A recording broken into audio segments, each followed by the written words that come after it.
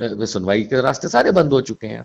तो मनीष कश्यप 12 महीने सांभर, इडली, डोसा और चटनी का मजा लेगा। बहुत सारे यूट्यूबर हैं जो बोल रहे हैं कि मनीष कश्यप कल छूटेगा, मनीष कश्यप परसों छूटेगा, 8 मई को कोई नहीं रोक सकता है, जेल का ताला टूटेगा, हम लोग तोड़ेंगे और निकालेंगे सर। हाँ, तो अब वैसे ही बोलने वाले अब जेल में अंदर जाएंगे। 1 बरस तक एनएसए के कानून में मनीष कश्यप के लिए जमानत के दरवाजे बंद हो चुके हैं। जी सर, नमस्कार।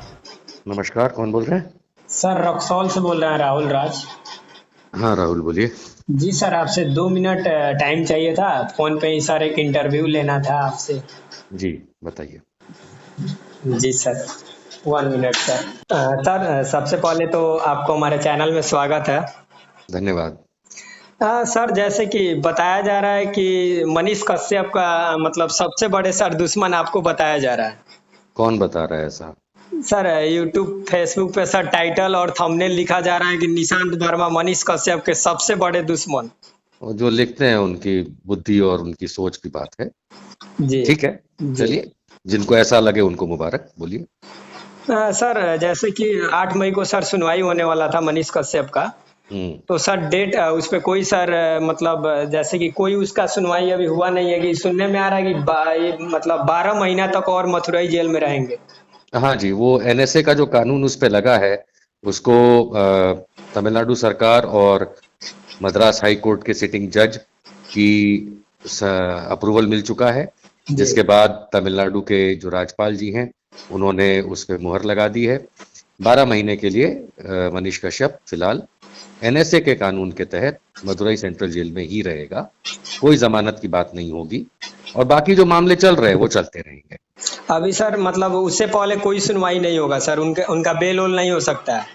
नहीं, रासुका जो होता है, एनएसए जो कानून है उसमें मिनिमम 3 महीना और मैक्सिमम 12 महीना, जिसमें मैक्सिमम 12 महीना की मंजूरी हो चुकी है। तो जब मंजूरी हो गई है कानून के तहत तो फिर अब उसमें कौन क्या सुनवाई करेगा। सर एक सवाल और मेरा रहेगा कि जैसे कि बहुत सारे पत्र यूट्यूबर के ऊपर भी सर आपके द्वारा एफआईआर करने वाले हैं कि सर अभी कर दिए हैं? करने वाला हूं जी सर, तो मतलब जैसे कि यूट्यूबर के ऊपर और जैसे कि करने का क्या मतलब है सर? कौन होता है यूट्यूबर? जी एक कोई ऐसा तो है नहीं कि यूट्यूबर है तो कोई भगवान हो गया, जी ना, कुछ भी बक देगा, है ना। अगर कोई पत्रकार है तो पत्रकारिता के जो नियम है उसके तहत चलेगा। यूट्यूबर का ये मतलब थोड़ी ना होता है कि कैमरा लिया मैं भी यूट्यूबर बन जाऊं, कैमरा ले लूं, माइक ले लूं और जो भी बकवास करता है करते रहूं। तो आप ये समझ लीजिए कि सोशल मीडिया जो है वो एक प्लेटफॉर्म देता है कि जिसमें आप अपना ऑडियो वीडियो चला सकते हैं या रिटन कंटेंट चला सकते हैं, लेकिन रहेगा तो वो सब कानून के दायरे में ही ना। ऐसा तो है नहीं कि कानून के दायरे से बाहर हो जाएगा। तो आप आम जनता, मैं, आप सड़क पे मिले, सोशल मीडिया पे अपनी बात रखें, कहीं भी अगर हम अपनी बात रखते हैं तो कानून के दायरे में रखना पड़ता है। कुछ सोशल मीडिया में जो आज जिनको आपने यूट्यूबर कहा, अभी ये जो यूट्यूबर और सोशल मीडिया एक्टिविस्ट जो अपने आप बन गए हैं, जिन्हें व्यूज मिलते हैं, उसमें एडवर्टाइजमेंट चलते हैं, तो उससे उनके घर की रोटी चलती है, वो लोग जो हैं वो ये समझ चुके हैं कि जितना गंदगी चलाओगे, जितनी घटिया बातें चलाओगे, उतने व्यू ज्यादा मिलेंगे। तो ये उस हद तक ठीक है जब तक वो कानून के दायरे में है।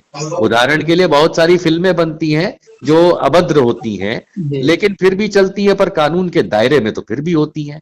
पूर्ण नग्नता वाली तो नहीं चलती हैं कोई भी फिल्में थिएटर के अंदर। कितने यूट्यूबर पे सर आप एफआईआर करने वाले हैं? वो नंबर पता चल जाएगा।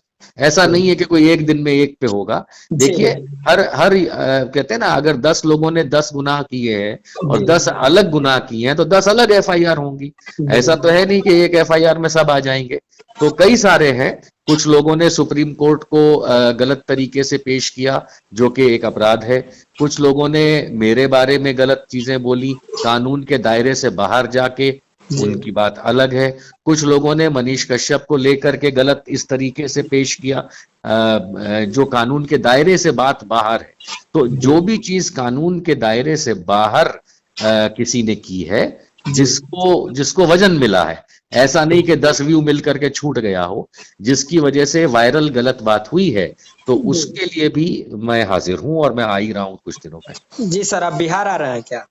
हाँ, मैं कुछ दिनों में आ रहा हूँ। जी सर, एक सवाल और मेरा रहेगा। बहुत सारे यूट्यूबर हैं जो बोल रहे हैं कि मनीष कश्यप कल छूटेगा, मनीष कश्यप परसों छूटेगा, 8 मई को कोई नहीं रोक सकता है, जेल का ताला टूटेगा, हम लोग तोड़ेंगे और निकालेंगे सर। हाँ, तो अब वैसे ही बोलने वाले अब जेल में अंदर जाएंगे और फिर जी, देखते हैं कैसे लेकर के बाहर वो मनीष कश्यप को आते हैं। यानी कि सर अभी 12 महीना तक कोई सुनवाई नहीं हो सकता है सर। भाई कानून जो है जी, वो अपने आप में ये वाली बात है ना, मैं तो ये मानता हूं कि भारत की जनता जो है बहुत समझदार है। अब जी, जब सुप्रीम कोर्ट ने और उसके बाद वहां के तमिलनाडु के राज्यपाल की मोहर लगा, जब आदेश हो चुका है, तो उसके बाद एक ही बात को 10 बार समझाना, चाहे आप समझाएं या मैं समझाऊं किसी को, क्या वो क्या दर्शाता है? वो ये दर्शाता है कि लोगों की समझ जो है वो कहीं गायब हो गई है। कानून है, कानून के तहत रासुका लगने के बाद 3 महीने तक जमानत की कोई अर्जी नहीं हो सकती, और अगर उसको कंफर्म कर दिया जाए रासुका लगने को, तो 12 महीने, और खास करके इस पत्र में जो इशू किया गया है, उसके अंदर आखिरी पैराग्राफ में क्लियरली लिखा हुआ है 12 महीने तक कोई जमानत की बात नहीं होगी। तो अब कहाँ सुनवाई के रास्ते सारे बंद हो चुके हैं। तो मनीष कश्यप 12 महीने सांभर, इडली, डोसा और चटनी का मजा लेगा। जी। मतलब उससे पहले सर कोई मतलब अगर हाई कोर्ट या सुप्रीम कोर्ट जो उनके कोई भी वकील उनको सर बेल नहीं दिलवा सकते हैं क्या? अब भाई देखिए, आपने चौथी बार सवाल किया, मैं जी, इसका आखिरी बार जवाब दे रहा हूं। जी सर। 1 बरस तक एनएसए के कानून में मनीष कश्यप के लिए जमानत के दरवाजे बंद हो चुके हैं। जी, इस लाइन में सब आ गया। जी। चलिए सर, आपने अपना बहुमूल्य समय दिया, इसके लिए आपको बहुत-बहुत धन्यवाद। ठीक है जी, थैंक यू। धन्यवाद सर।